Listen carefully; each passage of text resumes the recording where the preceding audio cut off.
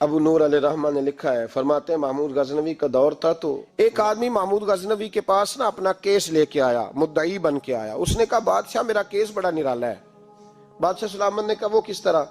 کہنے لگا یہ میرے پاس ایک تھیلی ہے، میں نہ سفر پہ جانے لگا تو یہ تھیلی پوری ہیروں کی بھری ہوئی تھی۔ فلاں علاقے کے جو قاضی صاحب ہیں نا، میں جاتی دفعہ میں کہیں سفر پہ جا رہا تھا تو میں ان کے پاس چھوڑ گیا کہ رستہ لمبا ہے، کہیں کوئی مجھ سے چھین نہ لے، ہیروں کی بھری ہوئی تھی۔ کچھ دنوں کے بعد میں واپس آیا ہوں، قاضی صاحب نے مجھے تھیلی واپس کی ہے تو اس میں ہیروں کی بجائے کھوٹے سکے نکلے۔ اب میں نے قاضی صاحب سے کہا ہے تو قاضی صاحب تو میرے گریبان تک آتے ہیں، وہ کہتے ہیں بتا کہیں سے پھٹی ہے، کھلی ہے؟ وہ جس طرح ٹانکے لگا کے تو نے سی تھی اسی طرح لگے ہوئے ہیں کہ نہیں؟ تو حضور لگے بھی بالکل اسی طرح ہے، نہ پھٹی ہے نہ کھلی ہے۔ اب میں لٹ گیا ہوں، میری کل عمر کی کمائی ضائع ہو گئی، کھوٹے سکے کہاں اور ہیرے کہاں؟ تو مہربانی کریں اور آپ کی بارگاہ میں اللہ رسول کے نام پر حلف دیتا ہوں کہ میں ہوں بالکل سچا۔ محمود غزنوی کہنے لگے تو جا، تھیلی چھوڑ جا، اور جب میں تجھے بلاؤں گا پھر دوبارہ آنا۔ وہ شخص چلا گیا۔ محمود غزنوی اٹھے، دربار برخاست کیا، لوگوں سے کہنے لگے چلے جاؤ، میں 3 دن کے لیے سیر کرنے جا رہا ہوں، 3 دن کے بعد لوٹوں گا۔ اکیلے جب رہ گئے نا محمود دربار میں تو محبوب نے چھری منگائی۔ وہ جس تخت پہ بیٹھتے تھے وہاں گدا بچھا ہوا تھا، یہ گدا پڑا ہے نا، وہ گدا بچھا ہوا تھا۔ محمود نے چھری کے ساتھ اس کو پھاڑ ڈالا اور چھری جیب میں رکھی نکل گئے۔ کہنے لگے میرے بعد کوئی میرے دربار والے احاطے میں داخل نہ ہو۔ محمود چلے گئے۔ اب وہ صفائی کرنے والا جب آیا نا، اس نے آ کے دیکھا تو گدا تو پھٹا ہوا ہے۔ اس نے شور ڈال دیا، پہرے دار بھی آ گئے، فلاں صاحب بھی آ گئے، فلاں صاحب۔ اس نے کہا او خدا کے بندو، اس کا گدا پھٹ گیا ہے، وہ تو مار ڈالے گا۔ اس نے کہا تھا سوائے صفائی اور نگرانی والے کے دوسرا آئے کوئی نہ، اور یہاں آیا بھی کوئی نہیں، پہلے دن ہی پھٹا ہوا ہے تو لٹکا دے گا سب کو، کیا کریں؟ شور ہو گیا، سارے دربار کے ملازمین اکٹھے ہو گئے۔ ایک بندہ بولا، کہنے لگا فکر نہ کرو، میں کیسے بندے کو جانتا ہوں، اس طرح سیے گا کہ جس نے پھاڑا ہوگا اسے بھی پتہ نہیں چلے گا کہاں سے پھٹا تھا، ایسا بہترین رفو کرے گا کہ پتہ بھی۔ اس نے کہا یار ہم سارے ایک مہینے کی تنخواہ دیتے ہیں، تو بندہ بلا۔ وہ بلا لیا اس کو، اس کا نام محمد رفو گر تھا۔ وہ آیا، اس کو گدا دکھایا، اس کا یار اس طرح سینہ پتہ نہ چلے۔ اس نے کہا فکر ہی نہ کرو، میں بڑا کاریگر ہوں۔ بڑے بڑے کاریگر لوگ نہیں ہمارے ملک میں پائے جاتے، کوئی نشان چھوڑتے ہیں پیچھے؟ بڑے کاریگر کا پیسے ہونے چاہیے، بڑے بڑے کاریگر بندے۔ آپ یقین کریں ایسا ایسا فلسفہ، یہ عمرہ عبادت ہے نا، سرکار دو عالم صلی اللہ علیہ وسلم کی بارگاہ کی حاضری بڑی نعمت ہے نا۔ تو سعودی گورنمنٹ نے پابندی لگا دی، خیر ان کی بھی زیادتی ہے، اس طرح کی پابندیاں شریعت اسلامیہ میں جائز نہیں۔ اللہ کے گھر مسلمان جب چاہے جا سکتا ہے، لیکن وہ کہتے ہیں جی 2000 ریال دے جس نے 2 سال بعد بھی آنا ہے۔ انہوں نے پابندی لگائی تو ہمارے ایجنٹوں نے بھی کئی خاص ٹریننگ حاصل کی ہوئی ہے، پتہ نہیں کہاں سے سیکھ کے آئے، انہوں نے بھی رستہ نکال لیا۔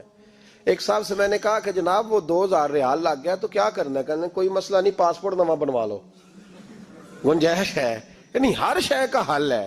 اور میں نے کہا یار اب عمرہ کرنے جاتے وقت بھی بندہ دھوکہ دے کے جائے، اللہ کے گھر جاتے وقت بھی اس طرح کی حرکت کرے، کیا حال ہو گیا؟ ہر چیز کا لوگوں نے حل نکال لیا، ہر چیز کا لوگوں نے سٹائل بنا لی۔ ایسا نہ کریں، یہ درست نہیں۔ احمد رفو گر کہنے لگا اس طرح سیوں گا کہ پھاڑنے والے کو بھی پتہ نہیں۔ ان کا پیسے لے یار تو سی دے۔ اس نے سی دی، اگلے شام ہی لا کے بچھا دیا گدا۔ تیسرے دن بادشاہ سلامت آئے، آ کے پہلی نظر گدے پہ ڈالی۔ اس نے بلایا سب ملازمین کو، کہا کس نے سیا ہے؟ کہا جناب کیا ہوا؟ کہا یہ پھٹا ہوا تھا کس نے؟ کہا نہیں پھٹا ہی نہیں۔ وہ کہنے لگے بنو بات، میں خود پھاڑ کے گیا تھا، تو بتاؤ صحیح سیا کس نے ہے؟ کہا جناب آپ پھاڑ کے گئے تھے تو بتایا کیوں نہیں؟ فرمانے لگے اسی لیے تو بتایا نہیں تھا کہ تم خود تحقیق کر لو، بلاؤ بتاؤ سیا کس نے۔ تو بلا لیا، احمد رفو گر آ گیا۔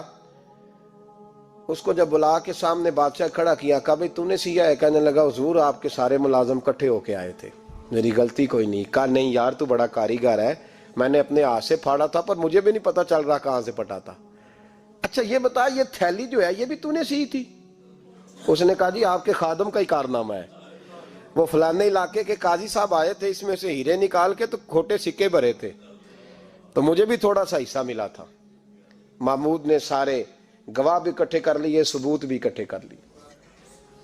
پھر قاضی کو بلایا، پہلے سارے ثبوت اور گواہ کیس حل کر لیا، پھر ہمارے ہاں یہ حال ہوتا ہے کہ مدعی 2-3 ہفتے کے بعد خود ہی ہاتھ باندھ جاتا ہے, کہنا تسی میری جان چھڈو, مجرم پھڑو پاوے نہ پڑھو. وہ کہتا ہے مجھے معافی دو, میں رہا. ظلم ہے نا, ظلم زیادتی ہے. کہ جو بیچارہ اتنے سوال مجرم سے نہیں ہوتے جتنے مدعی سے ہوتے ہیں. آپ یقین کریں, اتنے سوالات ہوتے ہیں, بیچارہ ہف جاتا ہے. یہ طریقہ درست تو نہیں. ایک لٹ گیا اور دوسرا طرح طرح کے سوالوں کے جواب دیتا پھرے بیچارہ. سارے ثبوت اکٹھے کر کے قاضی صاحب کو بلایا تنہائی میں لے جا کے. محمود غزنوی نے کہا قاضی صاحب آپ سے غلطی ہو گئی, غریب آدمی تھا, وہ لٹ گیا ہے, اس نے تو بڑی مشکل سے کچھ ہیرے جمع کیے تھے اور اس کی کل کائنات تھی, تو آپ اس کا مال اسے دے دیں, بات ختم. قاضی صاحب کہنے لگے آپ مجھ پہ الزام لگا رہے ہیں, سوال ہی نہیں پیدا ہوتا. آپ میری داڑھی دیکھیں, آپ میرا اعزاز دیکھیں, دنیا جانتی ہے. میں کہا قاضی صاحب انسان بھول ہی جاتا ہے, بندہ بھول جاتا ہے, غلطی ہوگی. مال نے کہا نہیں, کہا میں تنہائی میں پوچھ رہا ہوں, میں اس وقت پوچھ رہا ہوں جب دوسرا موجود کوئی نہیں. آج توبہ کر لے, میں کچھ نہیں کہوں گا, تو میری زبان پہ اعتبار کر, تجھے پتا ہے میں جو کہتا ہوں اس پہ عمل بھی کرتا ہوں, باز آ جا. پر قاضی نے کہا نہیں, میری غلطی کوئی نہیں. محمود نے پھر بڑے دربار میں بلا لیا, مجمع عام میں. مہلت کے دنوں میں جو توبہ کر لے وہ بچ جاتے ہیں, لیکن لوگ رسوائیوں کے دنوں میں پھر واپس لوٹتے ہیں اگلا گھر دیکھ کے, پھر حالات اور طرح کے ہو چکے ہوتے ہیں. جب بڑے دربار میں قاضی کو بلایا, بھائی تو مانتا ہے کہ نہیں؟ اس نے کہا نہیں. تو کہا بلاؤ احمد رفوگر کو. جب وہ احمد رفوگر آیا تو بوڑھے قاضی کی ٹانگیں کانپنے لگی, جملے ٹوٹنے لگے, لفظ زمین پر گرنے لگے, بات صحیح نہیں ہوتی, زبان لڑکھڑانے لگی. محمود کہنے لگے قاضی میں نے تجھے کہا تھا وہاں مان جا بات, اب بڑے دربار میں بول. تو جب قاضی صاحب کی گردن خود بخود جھک گئی تو دنیا سمجھ گئی. کہا نکل جا میرے دربار سے. محمود بولے نکل جا, اتنی تجھے عزت دی, اتنی بڑی تنخواہ دی, قاضی بنایا, اور یہ تھوڑی سی رقم کے لیے, تھوڑی سی رقم کے لیے تو بددیانت ہو گیا, چل چلا جا, نکل. قاضی دربار سے نکلا تو لوگ لعنتیں برسانے لگے. کل جو دکانیں چھوڑ کے سلوٹ کرنے آتے تھے وہ کہنے لگے اس کی عمر دیکھو, اس کے کام دیکھو, دیکھو اس نے کیا کیا. گھر گیا, بچے جن کے لیے پاپ کمایا تھا, جنہاں لی تو پاپ کمائے ہن کتھے نہیں ہو تیرے کر دے. وہ بچے کہنے لگے ابا جی ہم تو سکول مدرسہ جانے کے قابل نہیں رہے, امید تھی کہ بیوی ساتھ دے گی. وہ کہنے لگی میں میکے کیسے جاؤں گی, گلی کی عورتیں طرح طرح کی باتیں بناتی ہیں. او بھائی کامیابیوں کے بڑے سربراہ ہوتے ہیں, کوئی کامیاب ہو جائے تو سارے کہتے ہیں میری سپورٹ سے ہوا ہے. ناکامیاں ہمیشہ یتیم ہوتی ہیں, ناکامیوں کا کوئی سربراہ نہیں ہوتا. جب تک تو قاضی تھا تو بڑے بات تھی, ہر بندہ کہتا تھا رشتہ دار ہے. رسوائی ہو گئی تو وہ تیری آنکھ ہو یا سنگ ملامت کی چبھن, کون پہنچا ہے میرے درد کی گہرائی تک. دور شہرت میں تو یاروں نے کیا یاد بہت, ساتھ آیا نہ کوئی کوچے رسوائی تک.